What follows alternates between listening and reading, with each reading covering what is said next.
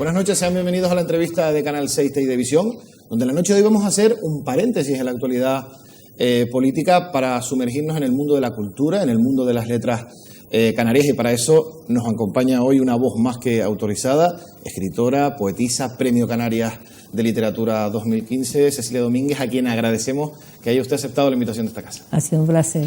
Muy bien, nació usted en La Orotava y supongo Sí. que tiene que ser una satisfacción enorme que el ayuntamiento por unanimidad le haya propuesto para ser villera de honor. Sí, para mí fue otra sorpresa más, porque cuando a mí me llamó Linares simplemente para decirme que ella hiciera el pregón de la fiesta, pues yo hice el pregón de la fiesta, encantada, y cuando me presentó, lo anuncié de que me iba a proponer para villera de honor, yo dije, bueno, pues otra excusa para volver. Muy bien. No obstante, tiene usted una dilatada carrera, Sí. una experiencia totalmente contrastada, autora de 16 libros, voy a leer porque es tan largo, autora de 16 libros de poemas, una novela, No, 4 una libros, novela no, 5 novelas. 5 novelas, perdón, 4 libros de cuentos. Le pregunto de dónde viene esa pasión por la escritura. De la pasión por la lectura. Bueno, de hecho, a mí siempre me contaban cuentos. La literatura oral para mí es fundamental. Mi abuela siempre nos contaba cuentos por la noche, cuentos de terror, casi todos. Los que más me gustaban eran los de terror. Y también nos recitaba poemas de Rubén Darío, romances, y todo eso quieras que no se te va quedando. ¿Qué pasó? Que un día, a mí me contaban los cuentos, por ejemplo, de Caperucita, y a mí no me gustaba nada, porque a mí mi abuela me contaba el Caperucita original, o sea que terminaba que el lobo se comía Caperucita y se acababa el cuento. Más realista. Claro, con yo 5 o 6 años, decía, Dios, qué horror. Total, digo, no. Entonces yo lo que empecé fue cambiando el final, el cuento de Caperucita. Y entonces lo que hice fue, a Caperucita la doté con 2 pistolas, con lo que ya no había lobo que se le acercara. A partir de ahí ya, cuando dije, bueno, pues yo, igual que hago un final, pues también puedo escribir los cuentos que a mí me gusta que me cuenten. Y por ahí empecé. Claro, la fuente de la literatura también oral marcó, por Sí, lo tanto, el sí. inicio también. Yo creo que es fundamental la literatura oral, sobre todo para el niño, que el niño le cuenten cuentos, eso es fundamental. Tiene precisamente aquí también 2 libros sobre la mesa. Es una novela, se trata de Sí, una novela. uno es un Cecilia. libro de poemas y otro es una novela que precisamente es de La Orotava, porque es la historia del Marqués. Bueno, la historia. Es una mezcla de ficción y realidad que está basada en el sepulcro vacío que está ahí, del Marqués de la Quinta Roja.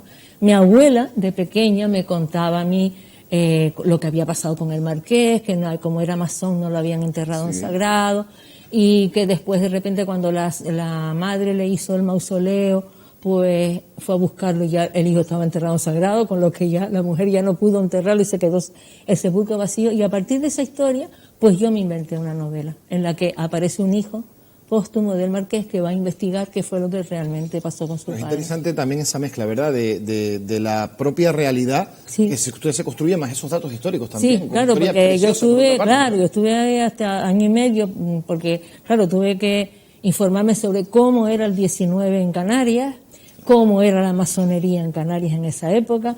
Claro, yo creo que aprendí mucho más antes de escribirla que después, ¿no? Que lo que van a aprender los demás al leerla, ¿no? ¿Y la otra? El otro libro es un libro de poemas, el último, que es Cuadernos del Orate, que tiene como subtítulo 4 meses y un día. Y es una prisión, es decir, es un loco el que está escribiendo. Y la historia es un poco terrible. La historia es una historia autobiográfica que cuando yo tenía 24 años me secuestraron en un manicomio. Y estuve allí 4 meses precisamente. Y la historia, entonces claro, yo estuve un montón de años, o sea, tardé 40 años en escribir esto, porque no encontraba la voz, hasta que un día me salió el primer poema y yo dije, aquí está. Y entonces salió todo el libro. ¿Hay que aprovechar esas inspiraciones cuando vienen de repente? Sí, bueno, es que yo, realmente esto no venía de repente, esto venía desde esa época, que era con 24 años. Digo, el momento de ser. Pero el momento en que ya llega, entonces es que hay que aprovecharlo, porque si no se te va, ¿no? Es lo mismo que cuando sueñas y te despiertas a medianoche y dices, ay, qué bonito sueño, mañana me acuerdo, y mañana no te acuerdas, pues lo mismo, cuando llega la inspiración o la idea o lo que sea, como se llame, a mí me da igual. en ese momento tienes que aprovechar. No sé si usted, he tenido también la posibilidad de entrevistar a algunos escritores y me contaban precisamente eso. Después de tener un sueño, siempre en la mesa de noche, aparte del vaso de agua, sí, una pequeña libreta, sí, precisamente para apuntarlo. Sí, eso, yo siempre además llevo en el bolso también, porque a lo mejor vas por la calle y se te ocurre alguna idea y entonces la apuntas porque si no después se te olvida. Es importante tener eso ahí.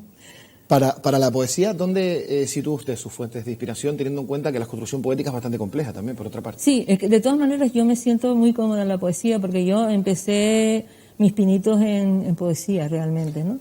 Yo me siento muy cómoda ahí y lo busco en la vida, o sea, la vida es lo que me da las experiencias y lo que leo, también las lecturas. Para mí las lecturas han sido fundamentales a la hora de escribir. Entiendo que tenga que ser inevitable que un buen escritor tenga que ser un buen lector. Sí, de hecho, yo recuerdo que cuando yo tenía 9 años, mi padre fue a Sevilla y me trajo, no, tenía 8 años, me trajo las rimas de Bécquer. Yo casi lo mato porque, claro, con 8 años las rimas de Bécquer, a mi hermano le había traído un barco de piratas y yo quería el barco de piratas, claro.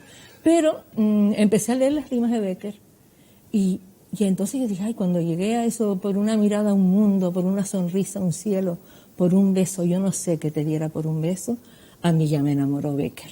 Y entonces, ya a partir de ahí, empecé yo a amar la poesía. Y usted también tiene que tener, de alguna forma innata, cierta sensibilidad, ¿verdad?, para poder valorar... Sí, vamos a ver, cuando dicen que si el poeta o el escritor nace o se hace, yo pienso que hay dos de las dos cosas, 50-50, como yo digo, ¿no? Tienes que nacer con alguna habilidad. Yo, por ejemplo, no sé... A mí me das un lápiz y no te hago una línea recta ni con una regla. O sea, entonces lo que uno tiene que descubrir para qué tiene esa habilidad, ¿no? Cuando lo descubres, entonces lo que tienes que trabajar.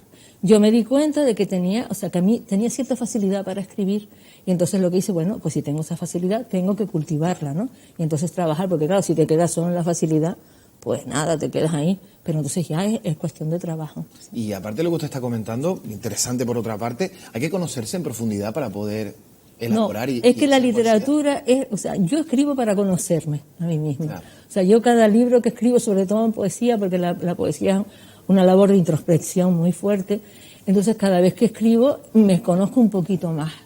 Entonces yo pienso que escribo para eso, es una investigación sobre mí misma y sobre todo lo que me rodea. ¿Y el proceso creativo está inexorablemente ligado al espacio, al lugar donde se empieza a colocar la libreta o el ordenador para empezar a escribir? No, bueno, yo escribo a mano. Después paso, como digo, después paso a limpio, como dicen los alumnos. Sí. Después paso a limpio.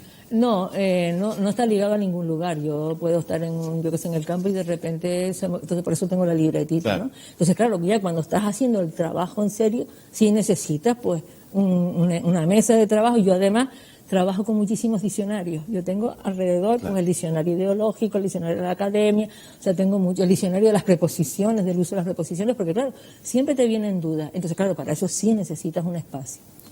Para desarrollar todo eso y para investigar sobre lo que vas a escribir, necesitas un espacio necesario. Pero sobre todo también tener conocimiento fundamental a la hora del contexto histórico. Sí, ¿verdad? claro, sobre todo cuando uno va a escribir una novela, lo primero que tiene que hacer el contexto histórico, incluso geográfico, que yo recuerdo que escribí una novela juvenil que era Los niños de la lata de tomate, que se desarrolla en África, en Burkina Faso concretamente, en el Sahel.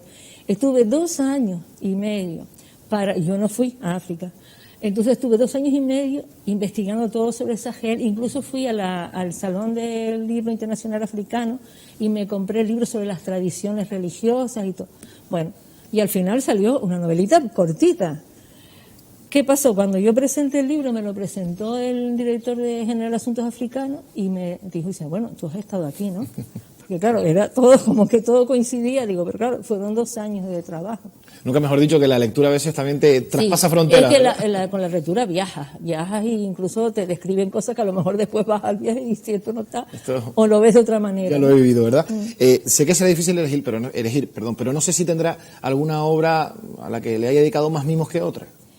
Bueno, hay una obra que le tengo un cariño especial, porque es la historia de mi familia, que es Mientras maduran las naranjas. Vale. Es una novela sobre la guerra civil en Canarias, contada por una niña que en ese momento, cuando estalla la guerra, tiene 8 años, que realmente es mi tía. Y ahí aparece mi madre, mi padre, mis tíos a los que fusilaron en la guerra.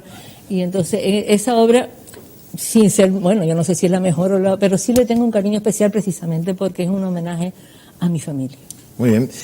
Una larga trayectoria, la de usted también reconocida con ese Premio Canarias de Literatura 2015, al alcance de pocos. Le pregunto si la llamada del anterior presidente del gobierno, Paulino Rivero, la cogió por sorpresa o se lo esperaba. Sí, de hecho yo no tenía, yo no sabía ni que estaba propuesta, porque hasta el día anterior había estado con unos amigos haciendo las quinielas, las típicas quinielas, pues puede que salga fulanito, puede que salga ciclanito. De hecho, cuando me llamó cuando me dijeron el presidente, yo dije, ¿el presidente? ¿Qué presidente? Yo como que me quedé así. Y cuando el señor me dijo que había sido premio Canario, yo dije, mire, ¿usted está seguro? Le pregunté que si estaba seguro, porque claro, digo, mire, es que yo no sabía ni que estaba propuesta. Y entonces dice, mire, si no llega esta propuesta no hubiera salido, está claro. Y bueno, pero para mí en ese momento a mí se me aflojaron las piernas, ya no sabía, después, no me preguntes qué le dije después al señor Paulino Rivero, porque ya dije, mi madre, ¿esto qué es? Claro, al no esperártelo, pues todavía es más impresión. Supongo que habrá recibido la llamada, aparte de familiares, de amigos, y no sé si de alguien también importante también en el mundo de la cultura, en el mundo también de la política, que la haya llamado para felicitarla. Sí, me llamó mucha gente, la gente de algunos del jurado, gente que yo, amigos por supuesto, la familia fue yo la que llamé. Sí, para comunicarse. Pero sí, me llamó bastante gente, y claro, también me ha llamado para después para comprometerme, mira, tienes que venir a hacer esto, tienes que venir a hacer, pero bueno, eso es lo normal, ¿no? Se abre un poco más el abanico, entiendo, después de recibir un premio de esta categoría. Bueno, se abre. Bueno, yo no lo sé, tampoco hay que tomárselo. Usted de todas formas, con anterioridad también ha recorrido la península en diferentes certámenes y demás. Sí, además charlas, ¿verdad? También he ido a muchos institutos, yo me he recorrido todas las islas dando charlas en los institutos, con lo que, bueno, tampoco, yo creo que no ha variado demasiado la cosa. Hombre, ahora tengo muchos más compromisos porque ya no son charlas a niños, ya son conferencias adultas y eso ya te pone como... Pero vamos, que siempre he tenido... También por otra parte, que es importante siempre saber mantener la humildad, ¿verdad? Sobre todo cuando se empieza y cuando... Sí, pero es que además la humildad es muy fácil de mantener. Si te miras en un mapa y te ves las cagaditas de moscas que somos las islas, tú dices, bueno, aquí estamos con bobería. Geográficamente, desde luego... Geográficamente, aquí además, ¿quién nos conoce? O sea, no nos conoce nadie, yo qué sé.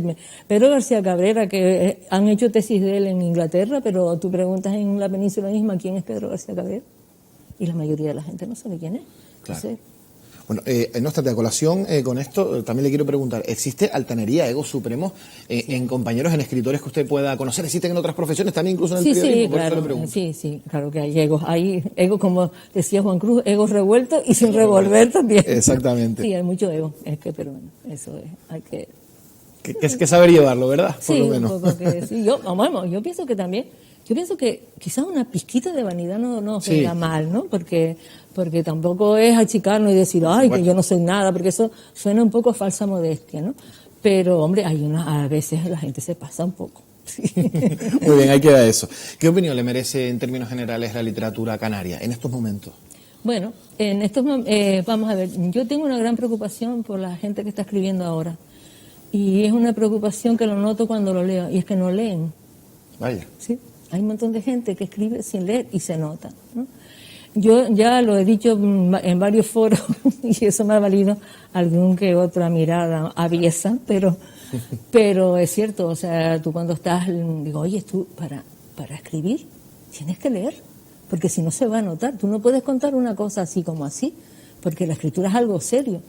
Entonces, hombre, hay buenos escritores, hay muchísimos escritores, han salido ahora muchísimos, hay gente muy buena, pero hay gente también muy mediocre y muy mala. Y el problema de esta gente es que a mí me parece muy bien que todo el mundo escriba, me parece bien, pero todo el mundo no puede publicar, si no. Es decir, que se corten árboles para que se estén haciendo este tipo de publicaciones. Creo que falta autocrítica y creo que también falta crítica, en el sentido de que aquí nos conocemos todos y es muy difícil que tú le digas a un señor, mira, esto lo tiene fatal porque te estás arriesgando a que ya no sea amigo tuyo, ¿no? Entonces, hace falta también, y en eso pecamos de vanidosos, ¿no? O sea, hay que tener un poco de humildad. Yo, la ventaja que tuve es que tuve unos maestros impresionantes como Rafaela Rosarena, Isa de Vega, incluso Pedro García Cabrera, que fue el primer hombre, la primera persona que conocí en ese sentido, que me machacaban. Es decir, yo me acuerdo de Isa de Vega decir, mira, esto lo rompes. Y entonces yo cuando decía, claro, esto te duele porque... Hace daño al principio. Claro, tú te duele porque has estado trabajando en una cosa, tú dices, Y después yo cuando se me iba la cosa, iba y digo, es verdad, pues si esto es una porquería, no sirve para... Entonces eso a mí me sirvió de muchísimo. Enseña mucho más eso. Que además te decían por qué, incluso no me decían, cambia esto por lo otro, sino me decían, fíjate en este párrafo, o fíjate en este verso. Simplemente eso. Con decir eso, ya yo empecé a decir, claro, esto está mal por esto y por... Entonces ya me enseñaron a hacer autocrítica. Y eso es importantísimo a la hora de escribir y sobre todo a la hora cuando tú tengas una obra terminada, decir, bueno, ya esto está publicable. Porque yo hago obras, a lo mejor una novela de 600 páginas, que a lo mejor después se quedan en 300, porque empiezo a tirar. Es una labor muy dura, que tiene que ser muy dura, porque son días de trabajo que estás tirando a la papelera. Pero es una labor necesaria para que te quede una obra publicable al menos. Y en este panorama que estamos, ¿no hay quizás un exceso de la novela también, por otra parte? Sí, ahora sobre todo hay una moda. Hay una moda, sobre todo la novela negra. Novela negra. La novela negra. Y bueno, a mí me parece muy bien, pero claro, el problema de la novela negra es que llega a un punto en que ya no tiene salida. Es decir, ¿qué escribe el escritor de novela negra después? ¿No? Y la novela negra tiene la facilidad que hay una estructura muy fija, que sigues unos patrones, y entonces, claro, no es tan... Hombre, una buena novela negra es difícil de escribir. Ahora, una novela negra no es tan difícil. Muy bien, cambiamos de tercio. Yo no sé si considera usted que faltan campañas reales por parte del Gobierno de Canarias de fomento de la cultura, de fomento de la lectura, y que se dé, digamos, esa posibilidad también a jóvenes talentos, que exista un compromiso real de las administraciones canarias con la cultura en todo su... Sí, hay una falta total de compromiso. La cultura es de salir en la foto nada más. Y a mí me parece que la campaña tiene que empezar por los colegios, pero los colegios ya de primaria. Exacto. No esperar a los institutos, porque el niño llega al instituto ya maleado. Entonces, en primaria, los niños en primaria son como esponjas. Y el niño hace lo que ve. Entonces, si hay y no solamente una campaña para los niños, una campaña para la familia de esos niños. En un hogar que no se lee nada, es muy difícil que el niño sea lector. Si el niño ve que su padre o su madre o su abuelo o su tía no cogen un libro nunca, pues el niño tampoco cogerá un libro nunca. Entonces, hay que predicar con el ejemplo, ¿no? Y yo pienso que también debe haber una escuela de familia en el que se les diga la importancia que tiene para el hijo que ellos lean también y que les lean a sus hijos por la noche. En vez de ponerle el iPad o lo que sea, que le cuenten un cuento. Seguro, es que se ha perdido. El problema es que se ha perdido esa tradición de las abuelas de contarnos los cuentos, de las madres antes de dormir nos contaban el cuento. Eso se ha ido perdiendo y se le ha puesto a los niños los CD y la Caperucita en CD y todo así, y eso no es. Pero se han perdido también esos valores, ¿verdad? Eso se ha perdido, sí. Y es que claro, dentro de todos estos ejemplos hemos visto, como jóvenes de 17 años, saben quién es Leo Messi, pero si le hablan de Galdós no sabe si es un delantero de un equipo de la Liga Ucraniana o a qué pertenece. Claro, pero eso es una cuestión de los medios de comunicación también. Es decir, claro, ¿cuánto dedica un medio de comunicación de deportes? ¿Cuánto dedica a la cultura? Hagan la media y por ahí lo vemos todo. Claro. Es decir, es que yo digo, vamos a ver, si a un niño solo le da salsa de música, solo le gustará la salsa. Pero al niño le puedes dar salsa, pero le puedes dar a Mozart, le puedes dar un bolero, le puedes dar zarzuela, le puedes dar ópera, y el niño va oyendo de todo y al final va a elegir lo que quiera. Puede que siga eligiendo la salsa, da igual, pero al menos conoce. Si tú no le das sino una cosa sola, esa cosa sola es lo mismo que pasa con la literatura. Hubo una época en que hubo una gran proliferación de novelas que cogían el lenguaje del mago. Pero el lenguaje del mago no es el lenguaje, no es los canarismos, es el lenguaje vulgar. Entonces, claro, si tú le das a un mago su lenguaje que dice, te sientas de encima y me emprestas esto, él va a pensar que eso está bien dicho. Entonces, no, o sea, yo pienso que, oye, este señor tiene facultad para aprender. O sea, yo pienso que infravaloramos a la gente y le estamos dando más de lo mismo y entonces así no aprendemos nunca. Muy bien. Es usted miembro de la Academia Canaria de la Lengua, pero para que un televidente lo entienda, ¿cuál es la función principal de este órgano? Porque a veces usted sabe que la ciudadanía general pues desconoce a veces ciertos organismos tiene muchas clave, funciones.